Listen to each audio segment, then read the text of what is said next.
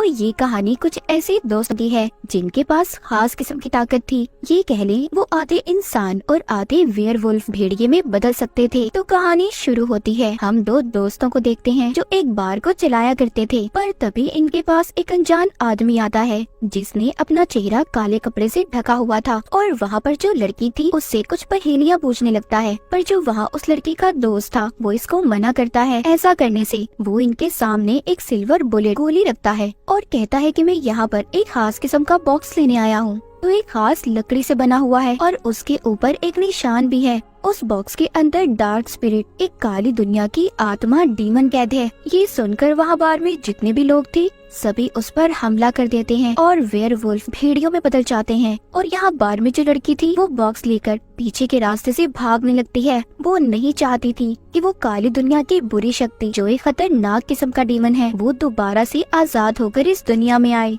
लेकिन यहाँ पर ये अनजान आदमी उस लड़की पर भी गोली चलाने की कोशिश करता है। वो उस लड़की के दोस्त पर भी हमला करता है, उसको भी जख्मी कर देता है। अब वो अनजान आदमी वो बॉक्स लेकर उसमें जो डेमन था उसको आजाद कर देता है, जो एक मक्खी की शक्ल में अब आजाद हो चुका था दुनिया में तबाह बर्बादी फैलाने के लिए। इसके बाद हमें दूसरे शहर का सीन दिखाया जाता है जहाँ पर एक बिल्डिंग पूरी तरह से तबाह बर्बाद हो चुकी थी। उस बिल्डिंग में एक छोटी बच्ची और उसका डॉग फंसे हुए थे। वो डॉग सब पर भौंक रहा था, सबको काटने की कोशिश कर रहा था। तभी वहाँ पर जो पुलिस ऑफिसर था वो एक आदमी को बुलाता है जिसका नाम स्कॉट था। उसका एनिमल शेल्टर था, उसने भी बहुत सारे जानवर रखे हुए थे, इसलिए वो वहाँ पर उस बच्ची और डॉग को बचा लेता है अपनी पावर्स ताकत को इस्तेमाल करते हुए। और यहाँ पर हमें पता चलता है कि स्कॉट भी एक वेयरवुल्फ था, एक भेड़िया, पर वो वहाँ पर उस बच्ची को बचाते हुए बहुत ज्यादा अकेला महसूस कर रहा था। और ये बात वो अपने साथी को भी बताने की कोशिश करता है। पर तभी वहाँ गेट के पास उसको एक लड़की नजर आती है जो बिल्कुल उसकी दोस्त के जैसी थी,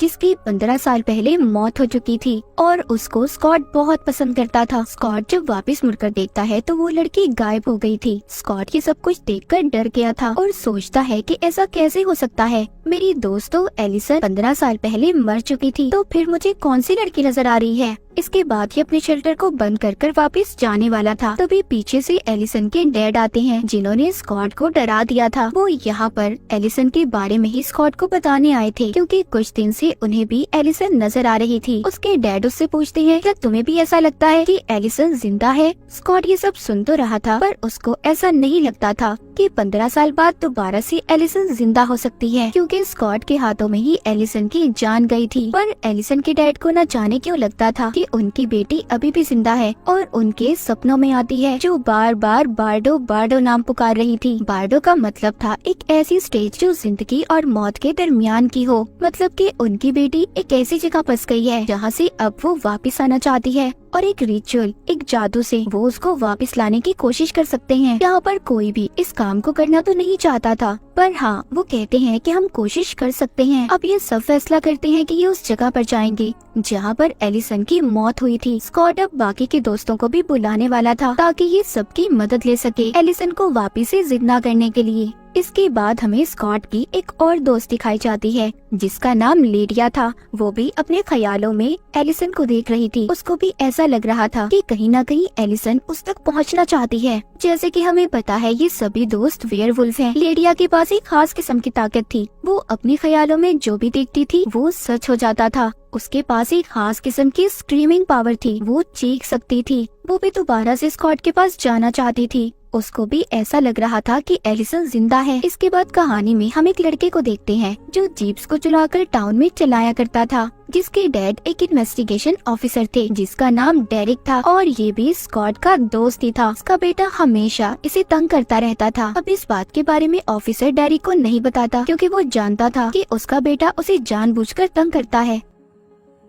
जंगल में एक जगह पर आग लग गई थी। वो आग किसी तेल और पेट्रोल की वजह से नहीं लगी थी और इसी बात के बारे में पुलिस डेरिक की मदद ले रहे थे। पर डेरिक को ये बात पता थी कि जंगल में आग उसके बेटे ने लगाई है और इस बात के बारे में वो अब पुलिस की मदद करता है इस केस में भी और अपने बेटे को सबक सिखाने के लिए भी। इसके बाद हमें आगे दिखाया जाता है डेरिक अब अपने बेटे के पास पहुंच गया था और उसकी जीप को अपने हाथों से पंचर कर देता है अपने बड़े बड़े नाखूनों से। और यहाँ पर डेरिक भी एक वेयरवुल्फ था। डेरिक घर लाकर अपने बेटे को बहुत डांटता है और उसे कहता है कि तुम्हें ऐसी हरकतें नहीं करनी चाहिए। यहाँ पर जो डेरिक का बेटा था वो अपने आप को अलग ही महसूस करता था क्योंकि उसके अंदर ऐसी ताकत नहीं थी कि वो वेयरवुल्फ में बदल सके, इसलिए वो ये समझता था कि वो अपनी फैमिली से बिल्कुल अलग है और यही सोचकर गुस्से में अपने कमरे में चला जाता है। डेरिक के दिमाग में कहीं न कहीं ये सोच थी उसका बेटा भी शायद कभी वेयरवुल्फ बन सके। डेरिक जब दोबारा से अपने बेटे के कमरे में जाता है तो देखता है उसका बेटा कमरे में नहीं था, वो दोबारा से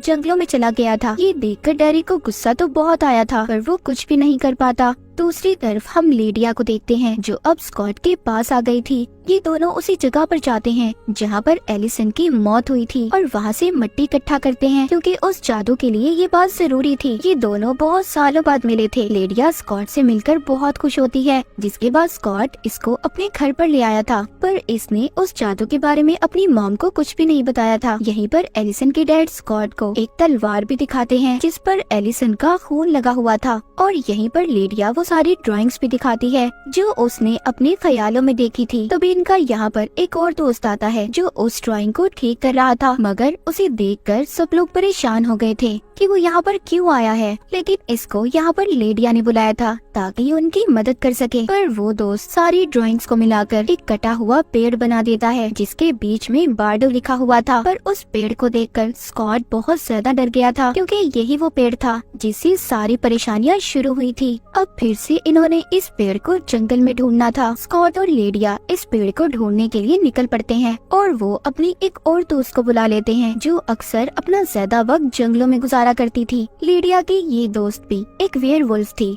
वो पहले जो भेड़िया बनी हुई थी फिर इंसान में बदलकर जब लेडिया की कॉल सुनती है जिसके बाद वो जंगल में चली गई थी उनकी मदद करने के लिए। लेडिया अपनी दोस्त से मिलकर बहुत खुश थी जिसके बाद वो जंगल में उस पेड़ को ढूंढने लगते हैं। सभी यही चाहते थे कि एलिसन वापिस से दोबारा जिंदा हो जाए। जब ये यहाँ पर उस कटे हुए पेड़ को ढूंढ रहे थे तभी स्कॉट को यहाँ पर महसूस होता है कि शायद उनका कोई पीछा कर रहा है और जब स्कॉट देखता है तो यहाँ पर डेरिक का बेटा था जो अब तक इनका पीछा कर रहा था। डेरिक के बेटे के बारे में लेडिया की दोस्त जानती थी। वो बताती है कि ये अक्सर यहाँ पर जंगलों में घूमता रहता है और इसको जंगल का एक एक रास्ता मालूम है और इसी को उस कटे हुए पेड़ के बारे में भी पता होगा। ये हमारी मदद कर सकता है। अब डेरिक के बेटे की मदद लेकर ये उस कटे हुए पेड़ को ढूंढने लगते हैं। वो कटा हुआ पेड़ मिल चुका था कि अब सभी दोस्त मिलकर उस पर जादू करने वाले थे। जो उनके पास मिट्टी थी और वो तलवार, पर यहाँ पर वो डेरिक के बेटे को जाने का कहते हैं क्योंकि वो इस जादू में उसे शामिल नहीं करना चाहते थे और जाते हुए उसे ये भी कहते हैं कि ये बात तुम अपने डैड को बिल्कुल भी नहीं बताओगे। यहाँ पर जैसे ही ये लोग अपना जादू शुरू करते हैं वो तलवार हवा में उड़कर उस पेड़ के अंदर चली जाती है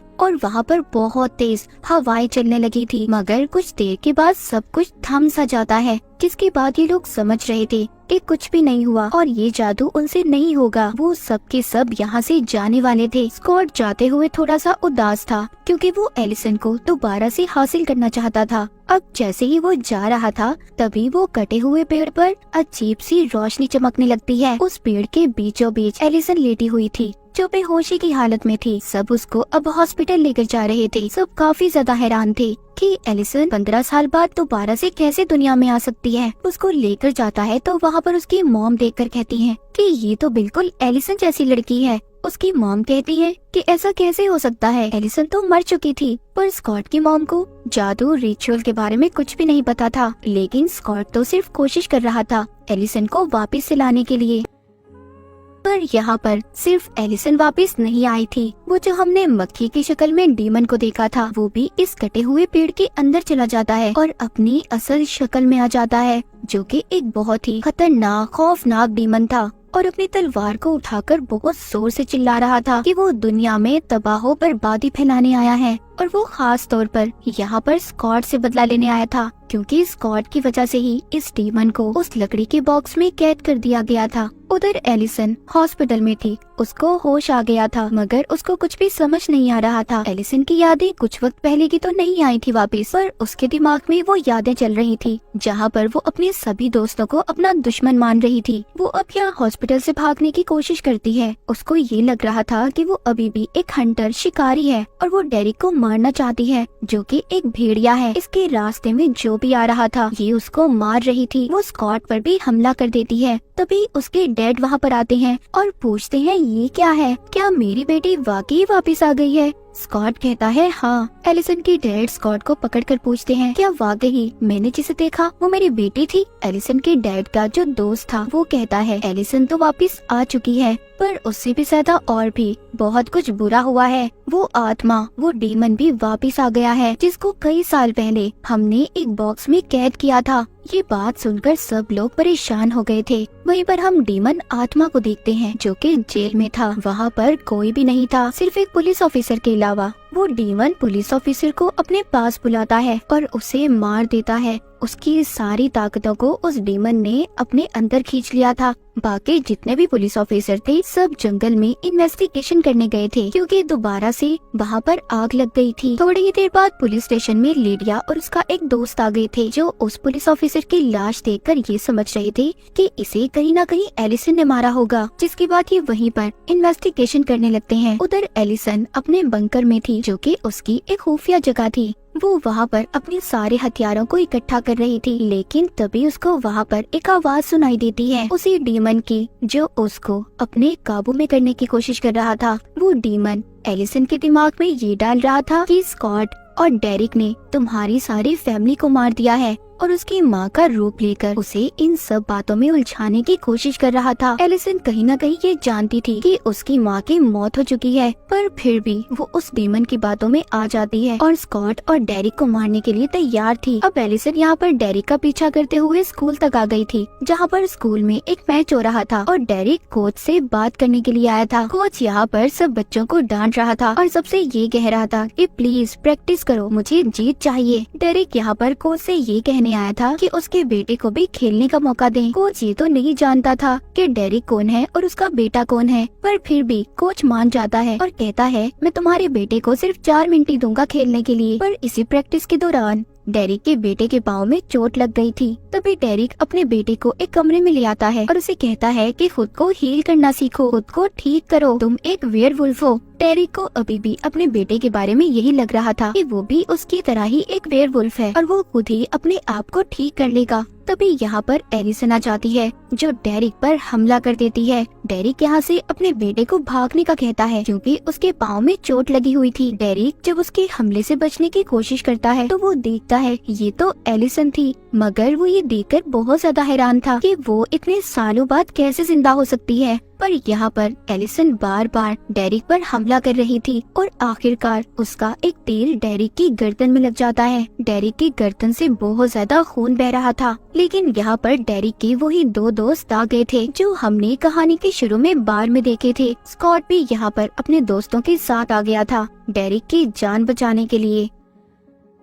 जब ये सब उसकी जान बचा रहे थे तो वो सबसे सिर्फ एक ही बात कह रहा था कि प्लीज मेरे बेटे की जान बचाओ, क्योंकि वो जानता था कि एलिसन उसके पीछे ही गई होगी। स्कॉट यहाँ पर सबको बताता है कि वो डीमन तो वापस आ गया है, पर उसके पास अब एक शैतानी फौज है, वो उनसे हम सब पर हमला करवाना चाहता है। स्कॉट सिर्फ अब अपने दोस्तों की जान बचाना चाहता था। ये अब यहाँ से डेरिक को अपने घर ले जाता है। स्कॉट की मॉम डेरिक का खून साफ करती हैं और कहती हैं कि इसका तो बहुत सारा खून बह गया है, ये वेयरवुल्फ होने के बावजूद भी मर सकता है। और तभी ये सब फैसला करते हैं कि हमें आग की मदद लेकर डेरिक के जख्म को ठीक करना होगा। तभी इनमें से एक दोस्त आग की मदद से डेरिक के जख्म को ठीक करने की कोशिश करता है, जिसे देखकर वहाँ पर सभी लोगों को दुख हो रहा था। यहाँ पर सब लोग बहुत ज्यादा परेशान थे। उनको ये लग रहा था कि एलिसन डेरिक के बाद अब उसके बेटे के पीछे जाएगी। यहाँ पर एक दोस्त कहता है कि मैं खुद डेरिक के बेटे के पीछे जाऊंगा और बाकी लोग लीडिया से राब्ता करने की कोशिश करो। यहाँ पर सब एलिसन के डैड को यही कह रहे थे कि उनकी बेटी अब एक हंटर, एक शिकारी बन चुकी है। पर उसके डैड सबसे यही कहते हैं कि अगर मेरी बेटी गलत हुई तो मैं खुद उसके खिलाफ जाऊंगा। और मुझे भी यही लग रहा है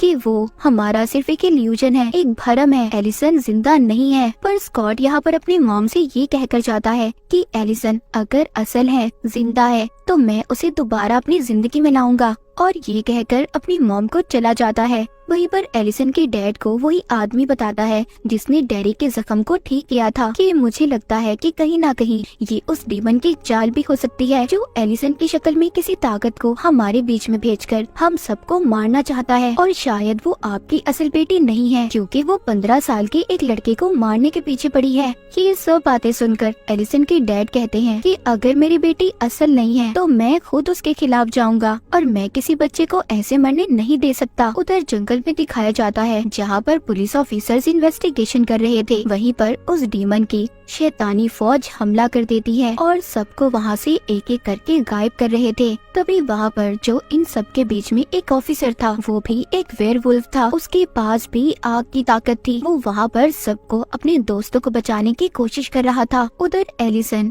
डेरिक के बेटे के पीछे थी जो अब अपनी गाड़ियों की दुकान में आ गया था। तभी वहाँ पर 2 गाड़ियों में बहुत ही बड़ा धमाका होता है और ये सब एलिसन ही कर रही थी डेरिक के बेटे को मारने के लिए। यहाँ पर डेरिक का बेटा अपने आप को बचाने की भी कोशिश कर रहा था पर वो बेचारा नाकाम रहता है। लेकिन तब तक वहाँ पर स्कॉट आ जाता है जो अब खुद एलिसन के हाथों से मरना चाहता था। वो तैयार था, वो खास किस्म का तीर खाने के लिए, भेड़ियों को मारने के लिए इस्तेमाल होता है। वो वहाँ पर साथ साथ डेरिक के बेटे को भी बचा रहा था और एलिसन को भी समझाने की कोशिश करता है कि देखो तुम जो कर रही हो गलत है, ये तुम कोई शिकारी नहीं हो। इन सब में डेरिक के बेटे को काफी चोट लगी थी। स्कॉट यहाँ पर उसे कहता है तुम खुद को हील करो, तुम ठीक कर सकते हो खुद को, तुम एक वेयरवुल्फ हो। स्कॉट यहाँ पर उसे अपनी ताकत दिखाते हुए उसके अंदर का भेड़िया जगा रहा था। स्कॉट डेरिक के बेटे को अपने साथ लेकर उसकी जान बचाकर जंगल की तरफ भाग रहा था ताकि वो एलिसन के हाथों से बच पाए। एलिसन बिल्कुल पागल हो चुकी थी। वो हर हथियार का इस्तेमाल कर डेरिक के बेटे और स्कॉट को मारना चाहती थी। स्कॉट यहाँ पर ये फैसला करता है, वो डेरिक के बेटे को कहता है कि मैं यहाँ पर एलिसन का ध्यान भटकाने की कोशिश करूँगा और इसी दौरान तुम यहाँ से भाग जाना। अब डेरिक का बेटा तो यहाँ से भाग गया था। रास्ते में उसको एक ऑफिसर भी मिल जाता है जो उसकी जान बचाकर उसे घर छोड़ने के लिए तैयार था। उधर जंगल में स्कॉट बार बार एलिसन को समझाने की कोशिश कर रहा था कि मैं तुमसे बहुत प्यार करता हूँ और तुम और मैं कोई दुश्मन नहीं है, मैं कोई बुरा इंसान नहीं हूँ, मैंने तुम्हारी फैमिली को नहीं मारा जिसको सोचकर तुम मुझे मारना चाहती हो। स्कॉट को जो तीर लगा था उससे वो बहुत ज्यादा कमजोर हो रहा था और शायद कुछ देर बाद उसकी मौत भी हो सकती थी।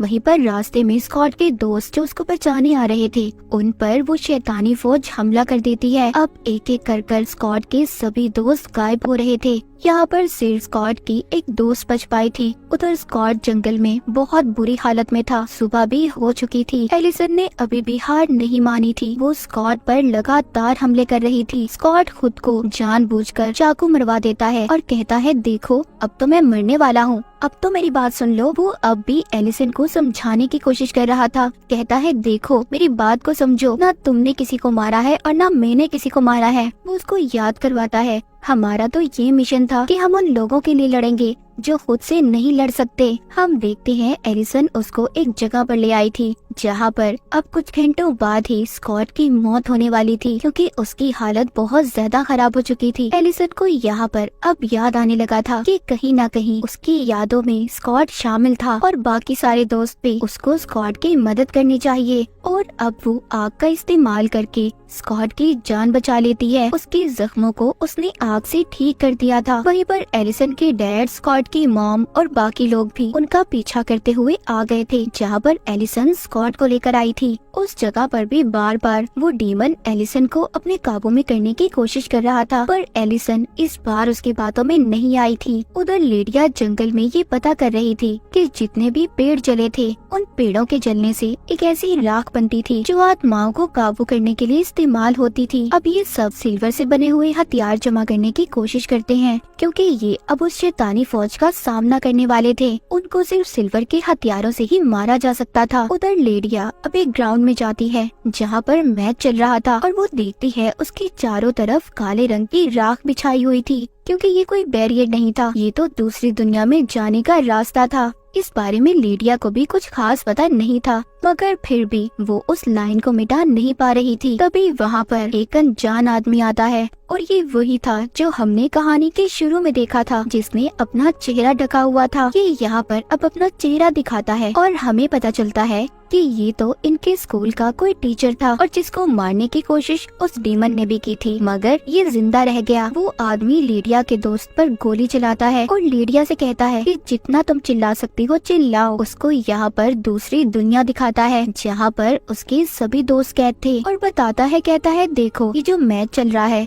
ये कोई आम मैच नहीं है, ये मैच एक इल्यूजन है, और यहाँ पर तुम्हारे सारे दोस्त फंसे हुए हैं। वो लिडिया को ये सब दिखा रहा था जो कि उस डीमन की दुनिया है, जहाँ पर वो सभी को हमेशा के लिए कैद करके मार देगा। वो वहाँ पर डेरिक के बेटे से ये कह रहा था कि जब तक तुम वेयरवुल्फ में बदलोगे तुम्हारे सारे दोस्त मारे जाएंगे। वो डीमन डेरिक के बेटे को असल दुनिया में फेंक देता है, जहाँ पर उसको स्कॉट मिलता है। स्कॉट को भी अब सब कुछ आहिस्ता आहिस्ता पता चल रहा था, और तभी स्कॉट को यहाँ पर पता चलता है कि ये जो मैच है उसे हर हालत में जीतना होगा, जिससे ये उस डीमन तक पहुंचकर उसे हरा सकते हैं। कि सब लोग की ग्राउंड सब इल्यूजन था जो उस डीमन ने बनाया हुआ था। स्कॉट अब कोच के पास जाता है और उसे कहता है कि प्लीज मुझे मैच खेलने दो, मैंने हर हालत में ये मैच जीतना है। कोच कहता है सॉरी, मैं तुम्हें इसकी इजाजत नहीं दे सकता, तुम इतने बड़े हो, ये तो बच्चों का मैच है। पर यहाँ पर कोच की टीम हार रही थी। ऐसा देखते ही कोच अब स्कॉट को खेलने की इजाजत दे देता है। कोच को भी हर हालत में जीतना था, चाहे वो बेईमानी करके ही क्यों न जीतता। स्कॉट और डेरिक के बेटे ने इस मैच को जीत लिया था। वहीं पर एलिसन भी आ गई थी, जो अपने डैड से मिलना चाहती थी, लेकिन यहाँ पर उसका एक दोस्त उसका गला पकड़ लेता है। उसको अभी भी लग रहा था कि एलिसन कोई असल नहीं है, एक भरम है जो उस डीमन ने पैदा किया है। मगर एलिसन के डैड उसको ऐसा करने से रोक रहे थे। वो उसकी तरफ एक चाकू फेंकते हैं। वो चाकू एक खास किस्म का था जिससे भेड़ियों को कंट्रोल किया जाता था। अब एलिसन अपने डैड के पास आती है, वो अपने डैड के गले लगती है। उसके डैड ये समझ गए थे कि एलिसन उनकी असल बेटी है।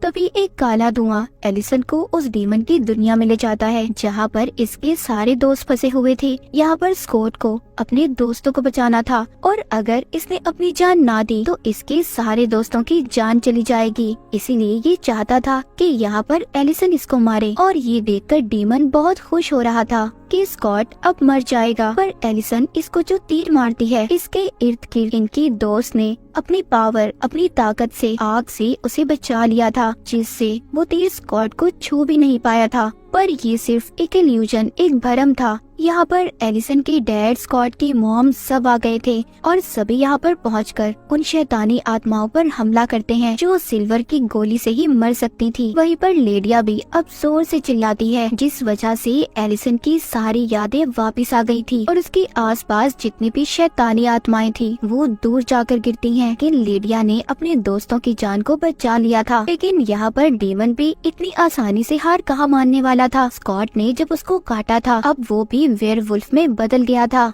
यहाँ पर डेरिक और उसका बेटा उस डीमन को पकड़ लेते हैं। स्कॉट भी इसमें उनकी मदद कर रहा था। ये इस डीमन को उसी कटे हुए पेड़ पर लाकर उसे जलाने की कोशिश करते हैं, जिससे वो कभी वापस दोबारा से ना आ सके। अगर यहाँ पर डेरिक को ये लग रहा था कि इस डीमन को आसानी से मारा नहीं जा सकता, इसीलिए वो यहाँ पर ये सोचता है कि स्कॉट एक अल्फा है और वो यहाँ पर सब अपने दोस्तों को बचा सकता है। इसीलिए डेरिक ये फैसला करता है कि वो इस डीमन के साथ जलकर अपनी जान दे देगा। और वो जाते हुए स्कॉट से ये भी कहता है कि मेरा बेटा अब एक वेयरवुल्फ बन गया है, तुम्हें इसका ख्याल रखना होगा। स्कॉट को दूर फेंकता है और खुद उस डीमन के साथ जलने लगता है। डेरिक ने अपने दोस्तों को बचाने की खातिर उस डीमन के साथ जलकर अपनी जान दे दी थी। उसका बेटा अभी भी इसी सदमे में था कि उसके डैड उसकी आंखों के सामने जिंदा जलकर मर गए। आखिर में हमें दिखाया जाता है कि सब लोग डेरिक के घर पर जमा थे, जो डेरिक को याद कर रहे थे। स्कॉट सबसे कह रहा था कि डेरिक उसके भाइयों की तरह था और वो ये भी कहता है कि डेरिक का बेटा अब उसके साथ रहेगा। स्कॉट अब डेरिक के बेटे को अपने साथ अपने घर पर ले आया था और वो उसको अपने एनिमल शेल्टर में भी लेकर जाता है, जहाँ पर वो इसके लिए एक डॉग पसंद करता है और अपने लिए भी। आखिरकार स्कॉट ने इतनी ज्यादा मुश्किलों के बाद एलिसन को हासिल कर लिया था। अब वो यहाँ पर एलिसन के साथ अपनी नई जिंदगी को शुरू करने वाला था। एलिसन और स्कॉट दोनों मिल चुके थे।